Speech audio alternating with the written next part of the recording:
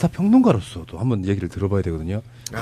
강적 같은 데 나가시는 거는 다 편집되니까 우리는 편집 없으니까 한번 들어보고 싶어요. 그러니까 우리가 이제 방법을 일단 가장 중요한 질문을 먼저 던지고 거기에 부수적인 얘기를 한번 해볼게요. 일단 정권 교체 되겠습니까? 질문이. 평론가님 보시기에? 인류적인데. 저는 논객, 얘기하는 사람이 돼갖고 예언적인 말을 하는 쪽이 사람이 아닌 게 제가 생각한 건 다 틀리더라고요. 항상. 언제나 내 머릿속에 이럴 것 같다 하는 게 정반대가 된 수가 많은데. 겁먹으셨구나. 예. 네. 근데 다만 그 되돌릴 수 없음이란 단어가 있죠. 그 영어 단어인데. 일리버시블하다. 그게 추세인데 그 가령 안철수 당선을 정권 교체를 볼 거냐 말 거냐 하는 문제가 남잖아요. 근데 하여간 우리가 보수라고 얘기하고 있는 냉전 집단 겸 일종의 파시스트들이 한국 사회 지형에서 1차적으로는 제거될 것 같다. 이미 제거됐다. 경제적 기초도 다 허물어졌죠. 하여간 그런 각도로 희망적으로 봅니다. 그러니까 문재인 당선으로 민주주의 완성 이렇게 생각하는 사람은 없잖아요. 과정적인 면에서 현재 가장 유효한 도구로 생각하는 거잖아요. 그렇죠. 도구죠. 네, 근데 그거보다 좀 못한 대상이 있고 정반대가 있는데 지금 정권 교체가 될 것 같습니까? 라는 질문의 답이라면 그렇죠. DJ나 노무현 정부의 연장이라고 생각할 수는 있겠지만 이게 시민이 만들어 놓은 권력이기 때문에 새로운 시대로 진입하는 것은 맞다. 이렇게 봅니다. 제가 궁금했던 거는 누군가도 다 주말이면 촛불 들고 나갔던 그 몇 개월의 시간이 있잖아요. 그렇죠. 우리는 그 역사 속에 들어있으면서도 실감 못한 채로 그냥 몇 개월 흘러왔다고 보거든요. 우리처럼 말하는 사람들은 야 몇만 원 왔대 이런 게 중요했고요. 글 쓰시고 철학적 통찰하시는 분들은 거기에서 굉장히 많은 회원들을 느끼셨을 것 같아요. 아니 저도 촛불 집회 열심히 나가다가 중간에 우리 강아지가 제 다리를 부러뜨렸어요. 그래서 깁스하고 다니는 바람에 못 나가게 강아지가 됐는데 왜요? 눈길에서 확 잡아당기면서 걔가 큰가 봐요? 제 키만 해요. 네. 하여튼 그런 일이 있었는데 지난 10월 달부터 봐야죠. 그렇죠. 시민항쟁 이제 과정을 도대체 어떻게 느끼냐 하는데 직물적으로 이렇게 말할게요. 정말 꿈만 같아요. 꿈. 예. 자다 깨면 뭐 복잡한 대선 전망들이 난무하지만 여기까지 왔다는 사실이 정말 놀랍습니다. 왜냐하면 제 나이로 경험하면 유신 말기 전두환 때 정말 사회 정의를 위해서 조그만 목소리를 내기 위해서 너무나 많은 희생 그럼에도 불구하고 아무것도 바뀌지 않는 하루하루 이 체험들을 배경으로 하고 있는 저 같은 사람한테 야, 몇 개월 만에 무도한 대통령을 정말 일거에 퇴진시키고 새 정부를 만든다고 지금 이렇게 상황이 돼 있구나. 꿈만 같죠. 다들 이제 만족스럽지가 않고 이 정도라면 뭐 아직 시작도 안 한 거야 이런 분들도 많이 봤는데 그냥 저는 그래도 이 정도의 성취라는 게 얼마나 놀라운 것이냐 하고 생각을 하는 좀 쪽입니다. 혹시 개인적으로 문재인 후보 보신 적 있으세요? 뭐 술자리에서 이렇게 오셨더라고요. 네. 근데 그 양반이 사람을 잘 기억을 못하는 것 같고 일단 관심이 없더라고. TV도 안 보시는 것 같고. 그러니까 누군지 몰라. 좀 창피하더라고.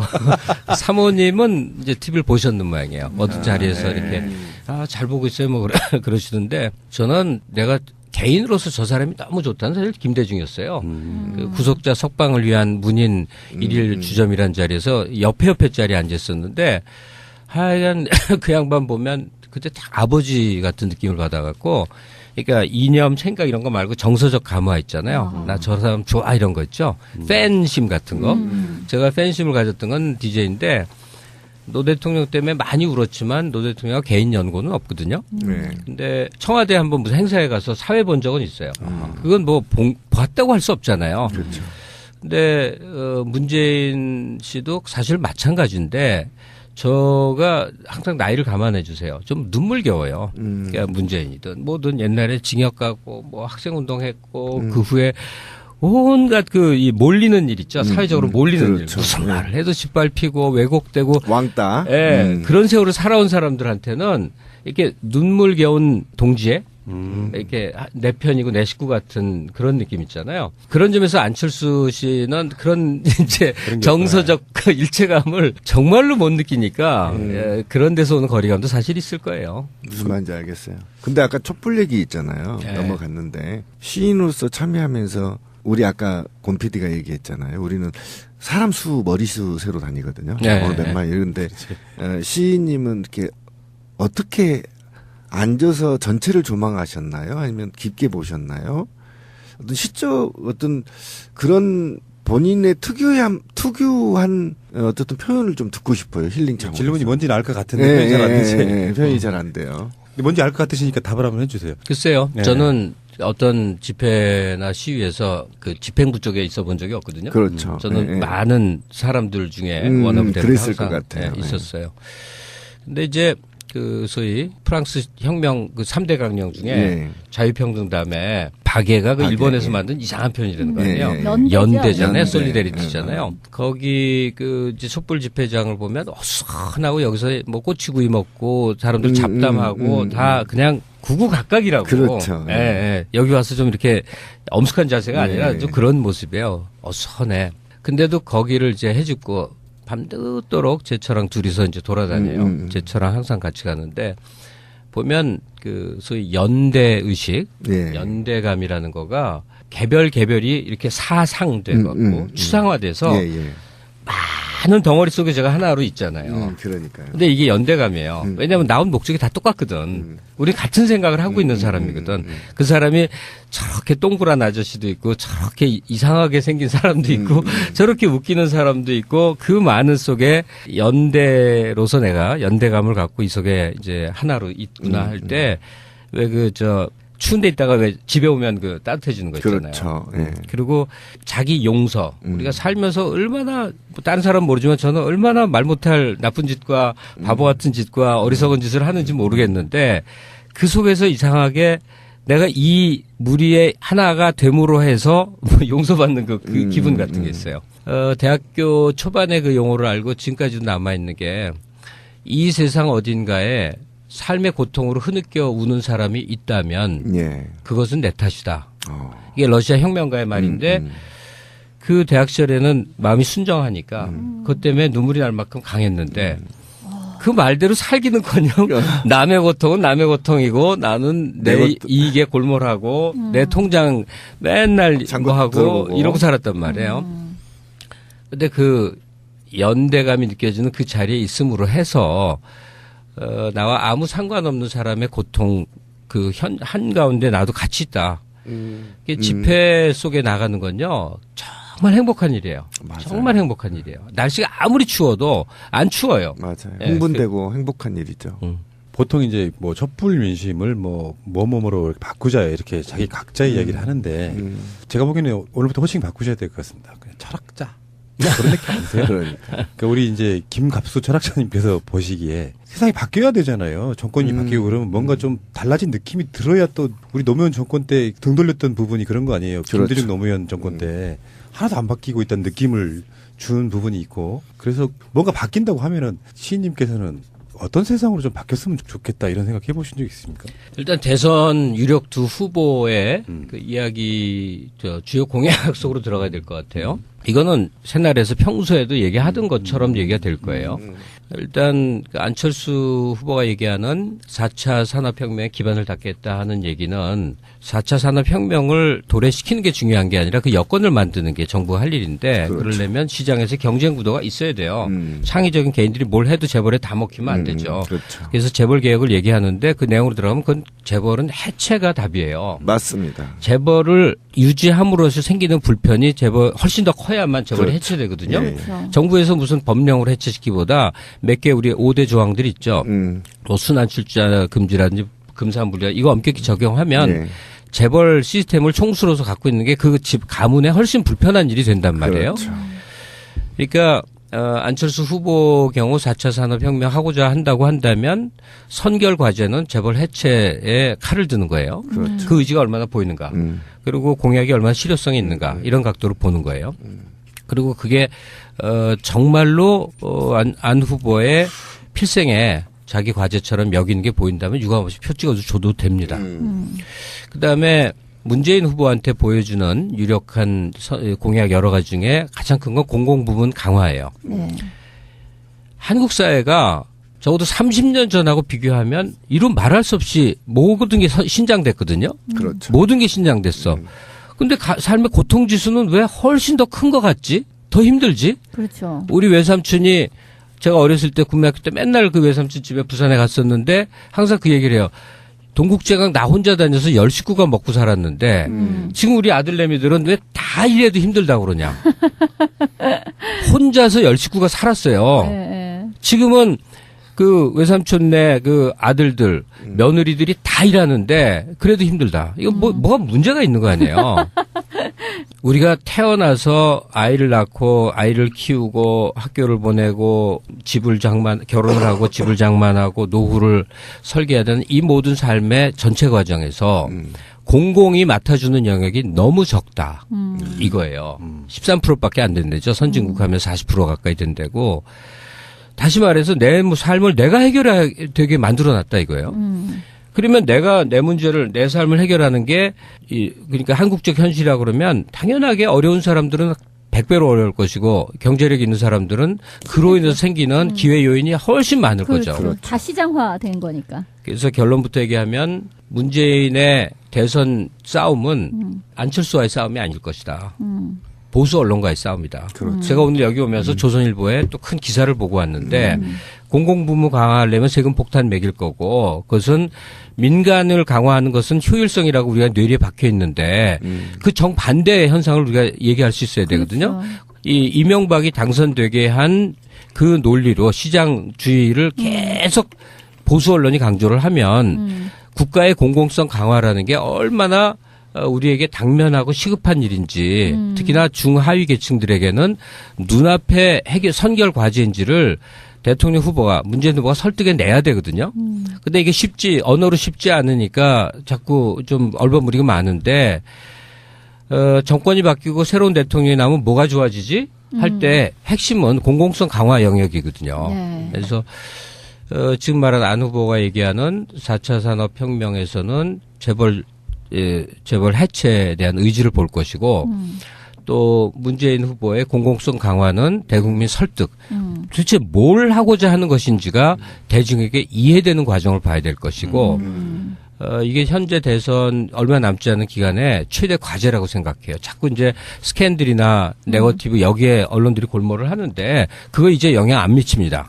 무슨 안철수 부인이 정말 불법 취업을 했고 문재인 아들이 무슨 무지하게 엉터리 같은 취업을 했다 해서 그거 다시는 안 흔들릴 것 같아요. 제 보기엔 그렇습니다. 그러니까 그 말을 참 잘하셨는데, 그러니까 4차 산업의 핵심은 돈도 아니고 아이디어도 아니고 사람이에요.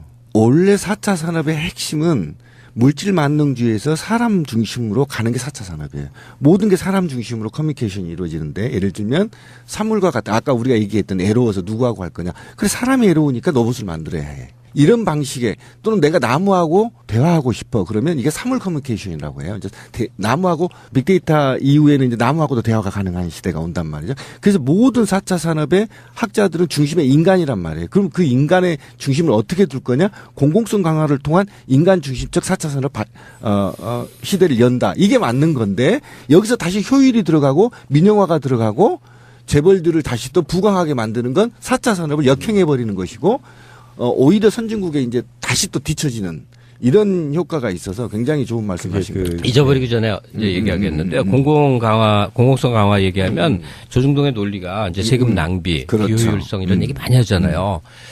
근데 무지하게 안타깝습니다. 뭐냐면 제 첫 직장이 광명시에 예전에 있었는데 거기가 영세한 사람들이 많은 동네예요. 이명박 정부 들어서 갖고 한 1, 2년 새 해를 수 없는 사람이 아파트에서 뛰어내서 자살을 했어요. 그렇죠. 그런데 그거 보도 안 됩니다. 안 되죠. 임대 아파트에 가난한 독거 노인이 뛰어내서 죽은 게 뉴스가 되겠냐고. 예.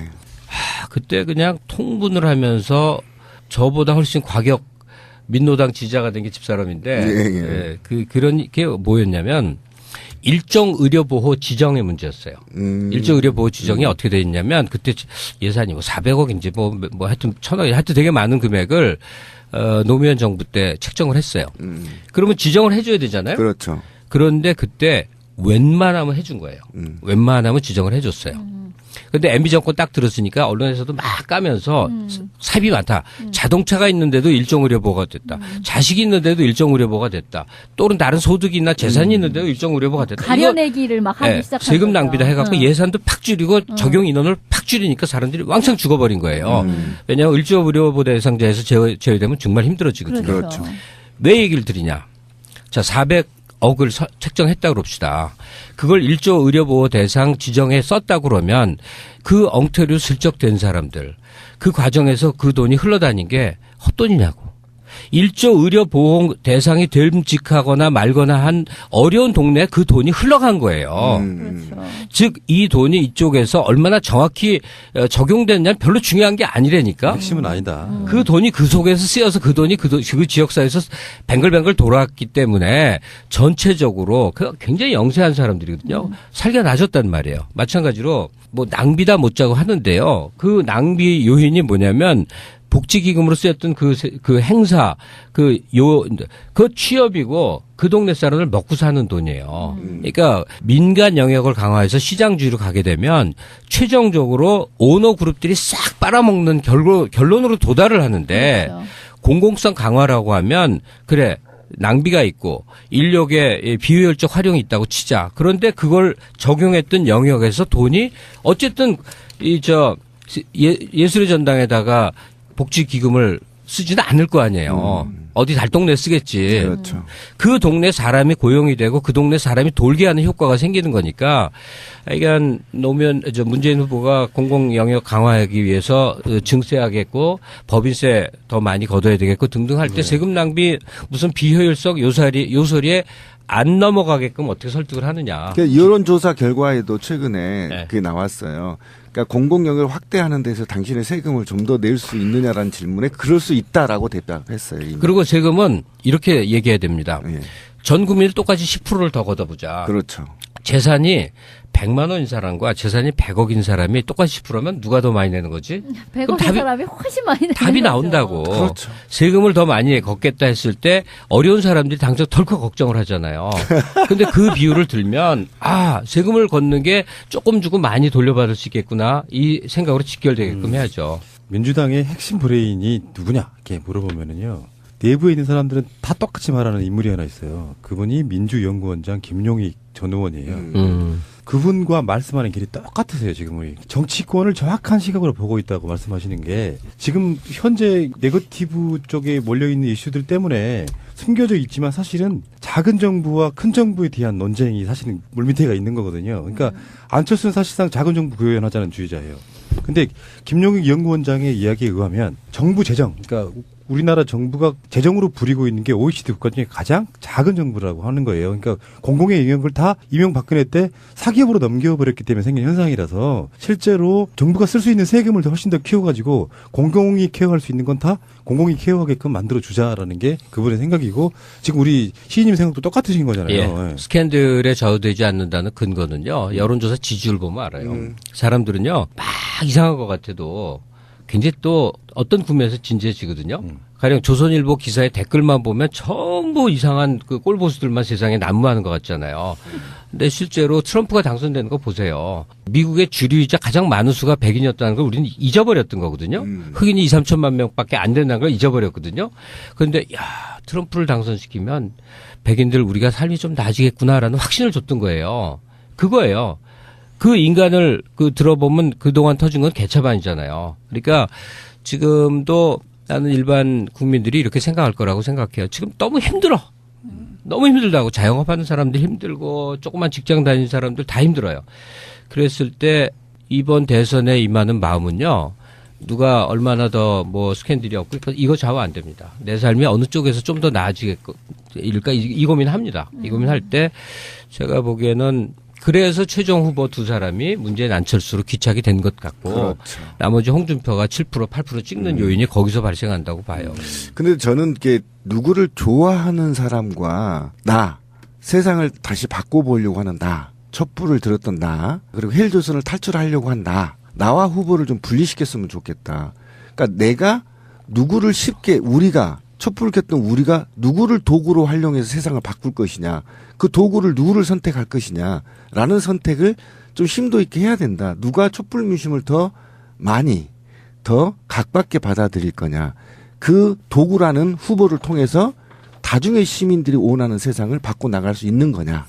이걸 고민해야 될 거라고. 지금 말씀하신 도구를 다른 언어로 얘기하면요. 한국 사회는 아직도 왕당파와 공화파의 그렇죠. 싸움이에요. 예, 예. 그랬을 예. 때 누가 공화파에 적자인지를 답을 봐야 돼요. 그렇죠. 그런데 왕당파의 지지에 힘을 실려서 공화의 주장을 하는 사람들이 있단 말이에요. 그런 후보가 있어요. 그럼 착시예요. 잘못된 거라고. 맞습니다. 그냥 계속 그동안 30년 동안 신장된 공화주의자들의 이 뒷심으로 그 사람들이 밀어서 옹립한 후보가 대통령이 돼야 한 발이라도 어떻게 진전을 하는 거죠. 예. 완벽한 세상은 없지. 항상 늘 불만스럽고 부족하겠죠. 근데 지금까지 그들이 썼던 용어는 잃어버린 10년이지만 우리가 쓰고 싶은 용어는 망해버린 10년이에요. 그러니까 그 10년이 너무나 말도 안 됐었기 때문에 우리가 분노했던 거지만 다시 처음으로 돌아가 보고 싶어요. 시인님의 결혼 이야기라든지 작업실에서 혼자 있는 뭐 어떤 철학적 공상이라든지 뭐 책에 나왔던 내용이긴 하지만 커피 이야기라든지 연애, 음악 이런 이야기를 할 수 있으면서 정치에 대해서는 어떤 그 내 이익만 정치에 개입하는 거 있잖아요. 큰 담론 조건 바꾸자 이런 것보다는 야 이거 뭐 좀 우리 시인들에 대한 처우가 너무 안 되는 거 아니야? 그런 정도 이야기할 수 있고 나머지는 일상으로 돌아가서 저런이 팟캐스트의 어떤 이슈가 되는 저는 그런 게 좋은 세상이라고 봐요. 어떻게 보면은. 자, 오늘 정말 좋은 시간이었고요. 제가 TV에서 보는 김갑수 시인 평론가님의 모습 속에 이런 얘기가 있을 텐데 라고 생각했던 그게 사실은 맛만 좀 보여주신 것 같고요. 아주 특별한 목적은 없는데 이야기 같이 있는 것만으로 힐링이 되는 그런 느낌을 저는 오늘 얻었다라고 생각이 들어요. 딱히 어떤 주제만 갖고 얘기한 게 아니기 때문에 새가 날아든다는 팟캐스트에서 좀 위치가 좀 특이합니다. 그러니까 가장 밑바닥에 보통의 일반인들이 만들어가는 방송이기 때문에 여기 이제 오늘부로 이제 김갑수 평론가님은 종편에 나오든 어디에 나오시든 새가 날아든다의 식구가 되신 것 같고요. 네. 그 식구 가족들에게 상견례 겸해서 마지막으로 인사 한번 해주십시오. 지금 들으시는 분들한테 제가 뭘 느끼냐면 정치 전망을 할 필요가 없는 사람들이 듣고 있다고 생각이 들어요. 그리고 뭘 설득할 이유가 없는 일종의 우리 편 같은 사람일 거라고 생각이 들어요. 그분들한테 제가 조금 더 오래 살아봐서 되게 청년들이 많을 텐데 오래 살아봐서 마음속에 있는 진실을 하나 말하자면요. 원하시는 대로 됩니다. 너무 걱정하지 마세요. 알겠습니다. 감사드리고요. 다음에 또 뵙겠습니다. 고맙습니다. 네. 감사합니다. 그래서 재벌 개혁을 얘기하는데 그 내용으로 들어가면 그건 재벌은 해체가 답이에요. 맞습니다. 재벌을 유지함으로써 생기는 불편이 재벌 훨씬 더 커야만 재벌이 그렇죠. 해체되거든요. 예. 그렇죠. 정부에서 무슨 법령으로 해체시키기보다 몇 개 우리 5대 조항들이 있죠. 뭐 순환 출자 금지라든지 금산분리가 이거 엄격히 적용하면 예. 재벌 시스템을 총수로서 갖고 있는 게 그 집 가문에 훨씬 불편한 일이 된단 말이에요. 그렇죠. 그러니까 안철수 후보 경우 4차 산업혁명 하고자 한다고 한다면 선결 과제는 재벌 해체에 칼을 드는 거예요. 그렇죠. 그 의지가 얼마나 보이는가. 그리고 공약이 얼마나 실효성이 있는가. 이런 각도로 보는 거예요. 그리고 그게 정말로 안 후보의 필생에 자기 과제처럼 여기는 게 보인다면 유감없이 표 찍어줘도 됩니다. 그다음에 문재인 후보한테 보여주는 유력한 공약 여러 가지 중에 가장 큰 건 공공부문 강화예요. 네. 한국 사회가 적어도 30년 전하고 비교하면 이루 말할 수 없이 모든 게 신장됐거든요. 그렇죠. 모든 게 신장됐어. 근데 삶의 고통 지수는 왜 훨씬 더 큰 것 같지? 더 힘들지? 그렇죠. 우리 외삼촌이 제가 어렸을 때 국민학교 때 맨날 그 외삼촌 집에 부산에 갔었는데 항상 그 얘기를 해요. 동국제강 나 혼자 다녀서 10식구가 먹고 살았는데 지금 우리 아들내미들은 왜 다 이래도 힘들다고 그러냐. 혼자서 10식구가 살았어요. 네. 지금은 그 외삼촌네 그 아들들 며느리들이 다 일하는데 그래도 힘들다. 이거 뭐가 문제가 있는 거 아니에요. 우리가 태어나서 아이를 낳고 아이를 키우고 학교를 보내고 결혼을 하고 집을 장만하고 노후를 설계해야 되는 이 모든 삶의 전체 과정에서 공공이 맡아주는 영역이 너무 적다. 이거예요. 13%밖에 안 된대죠. 선진국 하면 40% 가까이 된다고. 다시 말해서 내 삶을 내가 해결하게 되게 만들어놨다 이거예요. 그러면 내가 내 문제를 내 삶을 해결하는 게 그러니까 한국적 현실이라 그러면 당연하게 어려운 사람들은 100배 시사평론가로서도 한번 얘기를 들어봐야 되거든요. 그 강적 같은 데 나가시는 거는 다 편집되니까 우리는 편집 없으니까 한번 들어보고 싶어요. 그러니까 우리가 이제 방법을 일단 가장 중요한 질문을 먼저 던지고 거기에 부수적인 얘기를 한번 해볼게요. 일단 정권 교체 되겠습니까? 질문이 평론가님 보시기에? 인류적인데. 저는 논객, 얘기하는 사람이 돼갖고 예언적인 말을 하는 쪽이 사람이 아닌 게 제가 생각한 건 다 틀리더라고요. 항상. 언제나 내 머릿속에 이럴 것 같다 하는 게 정반대가 된 수가 많은데. 겁먹으셨구나. 예. 네, 근데 그럼. 다만 그 되돌릴 수 없음이란 단어가 있죠. 그 영어 단어인데. 일리버시블하다. 그게 추세인데 그 가령 안철수 당선을 정권 교체를 볼 거냐 말 거냐 하는 문제가 남잖아요. 근데 하여간 우리가 보수라고 얘기하고 있는 냉전 집단 겸 일종의 파시스트들이 한국 사회 지형에서 1차적으로는 제거될 것 같다. 이미 제거됐다. 경제적 기초도 다 허물어졌죠. 하여간 그런 각도로 희망적으로 봅니다. 그러니까 문재인 당선으로 민주주의 완성 이렇게 생각하는 사람은 없잖아요. 과정적인 면에서 현재 가장 유효한 도구로 생각하는 거잖아요. 그렇죠. 도구죠. 네, 근데 네. 그거보다 좀 못한 대상이 있고 정반대가 있는데 지금 정권 교체가 될 것 같습니까라는 질문의 답이라면 그렇죠. DJ나 노무현 정부의 연장이라고 생각할 수는 있겠지만 이게 시민이 만들어 놓은 권력이기 때문에 새로운 시대로 진입하는 것은 맞다. 이렇게 봅니다. 제가 궁금했던 거는 누군가도 다 주말이면 촛불 들고 나갔던 그 몇 개월의 시간이 있잖아요. 그렇죠. 우리는 그 역사 속에 들어있으면서도 실감 못한 채로 그냥 몇 개월 흘러왔다고 보거든요. 우리처럼 말하는 사람들은 야 몇만 원 왔대 이런 게 중요했고요. 글 쓰시고 철학적 통찰하시는 분들은 거기에서 굉장히 많은 회원들을 느끼셨을 것 같아요. 아니 저도 촛불 집회 열심히 나가다가 중간에 우리 강아지가 제 다리를 부러뜨렸어요. 그래서 깁스하고 다니는 바람에 못 나가게 강아지가 됐는데 왜요? 눈길에서 확 잡아당기면서 하여간 배가 큰가 봐요. 제 키만 해요. 오. 하여튼 그런 일이 있었는데 지난 10월 달부터 봐야죠. 그렇죠. 시민항쟁 이제 과정을 도대체 어떻게 느끼냐 하는데 직물적으로 이렇게 말할게요. 정말 꿈만 같아요. 꿈. 예. 자다 깨면 뭐 복잡한 대선 전망들이 난무하지만 여기까지 왔다는 사실이 정말 놀랍습니다. 왜냐하면 제 나이로 경험하면 유신 말기 전두환 때 정말 사회 정의를 위해서 조그만 목소리를 내기 위해서 너무나 많은 희생 그럼에도 불구하고 아무것도 바뀌지 않는 하루하루 이 체험들을 배경으로 하고 있는 저 같은 사람한테 야, 몇 개월 만에 무도한 대통령을 정말 일거에 퇴진시키고 새 정부를 만든다고 지금 이렇게 상황이 돼 있구나. 꿈만 같죠. 다들 이제 만족스럽지가 않고 이 정도라면 뭐 아직 시작도 안 한 거 이런 분들도 많이 봤는데 그냥 저는 그래도 이 정도의 성취라는 게 얼마나 놀라운 것이냐 하고 생각을 하는 좀 쪽입니다. 혹시 개인적으로 문재인 후보 보신 적 있으세요? 뭐 술자리에서 이렇게 오셨더라고요. 네. 근데 그 양반이 사람을 잘 기억을 못하는 것 같고 일단 관심이 없더라고. TV도 안 보시는 것 같고. 그러니까 누군지 몰라. 좀 창피하더라고. 사모님은 이제 TV를 보셨는 모양이에요. 어떤 자리에서 이렇게 잘 보고 있어요. 뭐 그러시는데 저는 내가 개인으로서 저 사람이 너무 좋다는 사실 김대중이었어요. 그 구속자 석방을 위한 문인 일일 주점이라는 자리에서 옆에 자리에 앉았었는데 하여간 그 양반 보면 그때 딱 아버지 같은 느낌을 받아갖고 그러니까 이념, 생각 이런 거 말고 정서적 감화 있잖아요. 나 저 사람 좋아 이런 거 있죠. 팬심 같은 거. 제가 팬심을 가졌던 건 DJ인데 노 대통령 때문에 많이 울었지만 노 대통령 개인 연고는 없거든요. 네. 근데 청와대 한번 무슨 행사에 가서 사회 본 적은 있어요. 그건 뭐 봤다고 할 수 없잖아요. 그렇죠.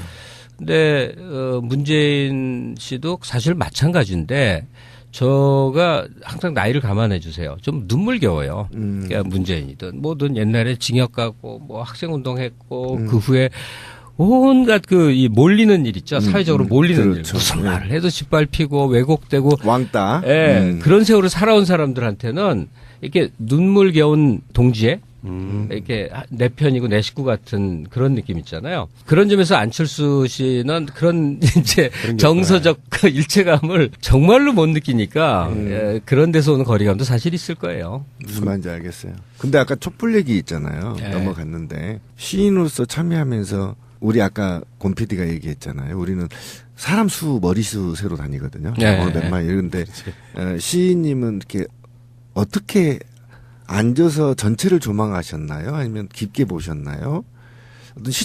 어떤 그런 본인의 특유한 어떤 표현을 좀 듣고 싶어요. 힐링 차원. 질문이 뭔지는 알 것 같은데 표현이 잘 안 되지.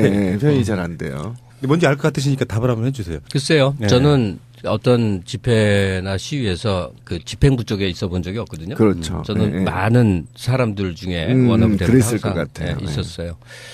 근데 이제 그 소위 프랑스 혁명 그 3대 강령 중에 자유평등 다음에 박애가 그 박애, 일본에서 만든 이상한 표현이라는 거 아니에요. 연대죠. 연대잖아요. 연대. 솔리데리티잖아요. 거기 그 이제 촛불 집회장을 보면 어수선하고 여기서 뭐 꼬치구이 먹고 사람들 잡담하고 다 그냥 구구각각이라고. 그렇죠. 예, 예. 여기 와서 좀 이렇게 엄숙한 자세가 아니라 네. 좀 그런 모습이에요. 어수선해.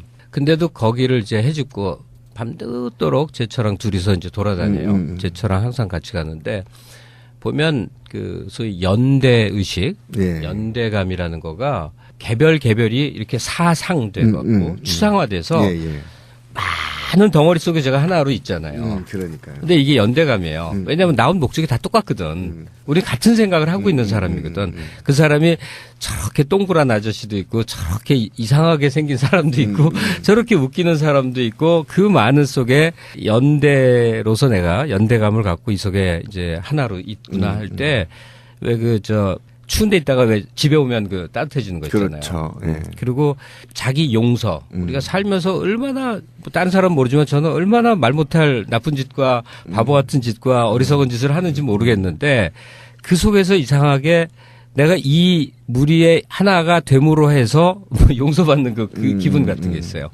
대학교 초반에 그 용어를 알고 지금까지도 남아있는 게 이 세상 어딘가에 삶의 고통으로 흐느껴 우는 사람이 있다면 그것은 내 탓이다. 이게 러시아 혁명가의 말인데 그 대학 시절에는 마음이 순정하니까 그것 때문에 눈물이 날 만큼 강했는데 그 말대로 살기는커녕 남의 고통은 남의 고통이고 나는 내 이익에 골몰하고 내 통장 맨날 뭐 하고 이러고 살았단 말이에요. 근데 그 연대감이 느껴지는 그 자리에 있음으로 해서 나와 아무 상관없는 사람의 고통 그 한가운데 나도 같이 있다. 이게 집회 속에 나가는 건요. 정말 행복한 일이에요. 맞아요. 정말 행복한 일이에요. 날씨가 아무리 추워도 안 추워요. 맞아요. 예, 흥분되고 행복한 일이죠. 보통 이제 뭐 촛불 민심을 뭐뭐로 바꾸자 이렇게 자기 각자의 이야기를 하는데 제가 보기에는 오늘부터 호칭 바꾸셔야 될 것 같습니다. 그냥 철학자. 그런 느낌 아니세요? 그러니까 우리 이제 김갑수 철학자님께서 보시기에 세상이 바뀌어야 되잖아요. 정권이 바뀌고 그러면 뭔가 좀 달라진 느낌이 들어야 또 우리 노무현 정권 때 등 돌렸던 부분이 그런 거 아니에요. 그렇죠. 김대중 노무현 정권 때 하나도 안 바뀌고 있다는 느낌을 준 부분이 있고 그래서 뭔가 바뀐다고 하면은 시인님께서는 어떤 세상으로 좀 바뀌었으면 좋겠다 이런 생각 해보신 적 있습니까?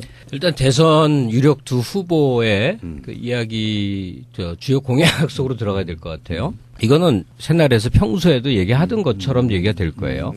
일단 그 안철수 후보가 얘기하는 4차 산업혁명에 기반을 닦겠다 하는 얘기는 4차 산업혁명을 도래시키는 게 중요한 게 아니라 그 여건을 만드는 게 정부가 할 일인데 그러려면 시장에서 경쟁 구도가 있어야 돼요. 창의적인 개인들이 뭘 해도 재벌에 다 먹히면 안 되죠. 그렇죠.